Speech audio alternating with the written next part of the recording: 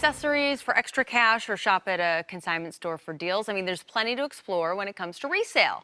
How do you know, though, if you're getting a steal of a deal here? Well, that's what we're talking about this morning. Ellen Taylor is at a consignment store in Bellingham. Posh, upscale, resale. Teaching us all the secrets, Ellen. Hi.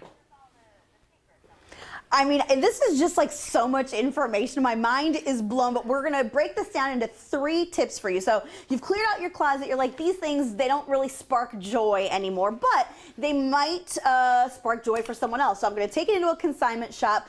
My friend Kimberly here, she owns the spot. She's been just a wealth of knowledge this morning. Has 3 tips on what we can do when it comes to bringing you things to sell. What's tip number 1? So tip number 1 is if you really want to get the most money and have it accepted by a consignment shop, is make sure that it's freshly laundered and pressed.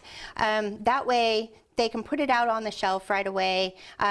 We don't really have a way of washing or drying them or even pressing them. So that's a way, whether it's our shop or somebody else's shop, to get it accepted. Also, you're a store. You're not a laundromat. So folks, if you're going to go in and bring stuff, remember that. Wash it before ahead of time. But tip number 2.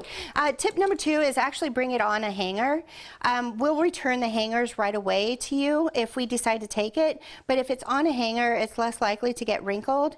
And it's more likely that we can actually go through it pretty quickly and see what's going to actually sell. That was definitely something that she said it was a pro tip, like extra bonus points for people who bring them in on hangers, because as someone who's looking to buy things, you can see exactly what it's going to look like in your store and if this has potential to make both of you money, right? Okay, and then tip number 3 is trends. On trend. So you want something that's been, you know, on trend, in style for the last 4 to 5 years.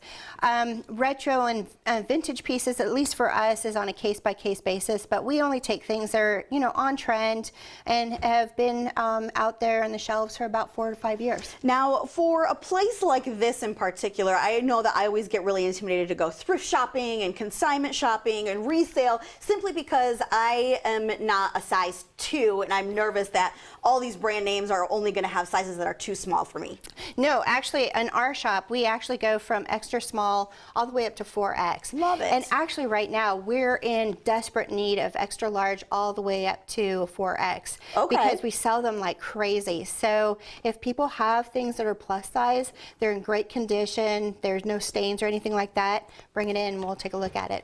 I think I may have found a spot to come and drop off my clothes and make myself that. Hey, I had no idea. But it's true, because there are a lot of things that we have in our closets, in our spaces, that are either taking up space, and yes, I'm quoting Marie Kondo like a bajillion times this morning, but if it doesn't make you happy, if it doesn't spark joy, why not pass it along to someone else who will get some happiness out of it and put some of that money in your own pocket, you know? Also, if you want to splurge on some really high-end things but don't want to pay full price, you can find those here, like those Louboutins that I tried on for the very first time this morning that I love. But yeah, so a lot of tips and tricks. I'll put all those up on our website after we get done shopping here at Q13Fox.com/Ellen. Guys. The thrill of the hunt. Ellen, thank you.